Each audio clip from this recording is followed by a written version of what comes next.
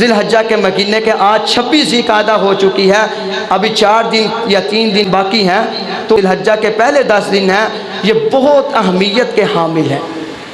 اللہ کے نبی علیہ السلام سے پوچھا کیا یا رسول اللہ دنوں میں سب سے افضل دن کون سے ہیں؟ اللہ کے نبی علیہ السلام نے فرمایا دنوں میں سب سے افضل دن وہ ذی الحجہ کے پہلے 10 دن ہیں۔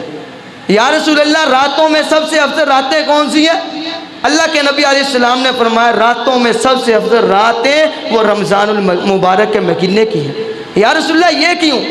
فرمایا کہ جو ذی الحجہ کے پہلے 10 دن ہیں ان کے اندر عرفہ کا دن آتا ہے، وہ سب سے زیادہ افضلیت کا حامل ہے، اور جو رمضان کی راتیں سب سے افضل ہیں اس کے اندر شب قدر آتی ہے۔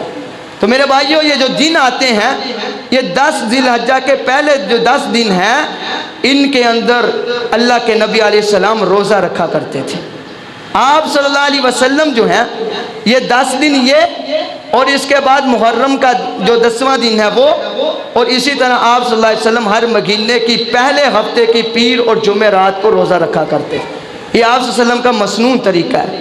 اور اسی طرح قربانی والوں کے لیے حکم فرمایا، جب آپ صلی اللہ علیہ وسلم نے قربانی کی فضیلت بیان کی صحابہ نے فرمایا یا رسول اللہ قربانی ہے کیا؟ اللہ کے نبی علیہ السلام نے فرمایا یہ آپ کے باپ ابراہیم کی سنت ہے۔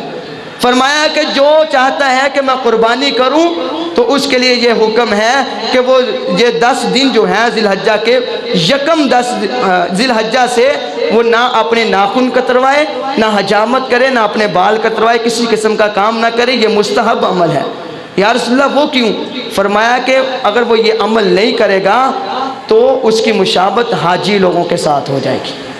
اور آپ صلی اللہ علیہ وسلم نے فرمایا جو بندہ استطاعت رکھتا ہے، صاحب استطاعت ہے، وہ قربانی نہیں کرتا وہ ہماری عیدگاہ کی طرف نہ آئے۔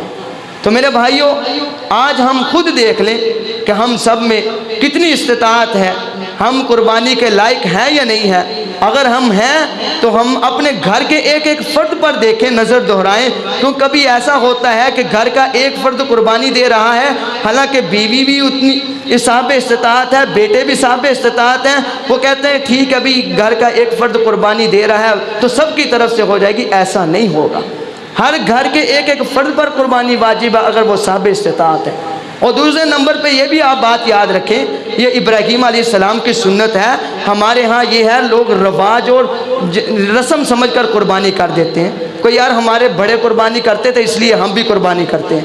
نہیں میرے بھائی، اس کو عبادت سمجھ کر کرو، یہ قربانی عبادت ہے، بہت بڑا عمل ہے، ابراہیم علیہ السلام کی سنت ہے، میرے نبی علیہ السلام نے خود قربانی کی ہے، اور اس کو عبادت سمجھ کر کیا جائے، اس کو رواج اور رسم سمجھ کر نہ کیا جائے۔ جب ہم اس کو رواج اور رسم سمجھیں گے پھر ہمارا گھر کا ایک ہی فرد ادا کرے گا، حالانکہ سارے صاحب استطاعت ہیں گھر کے اندر۔ تو اس لیے اپنے گھروں میں یہ نظر دہراؤ کہیں ایسا تو نہیں ہو رہا کہ ہم اپنے نبی کی سنت کو چھوڑ رہے ہیں۔ اللہ تعالی ہمیں عمل کرنے کی توفیق عطا فرمائے۔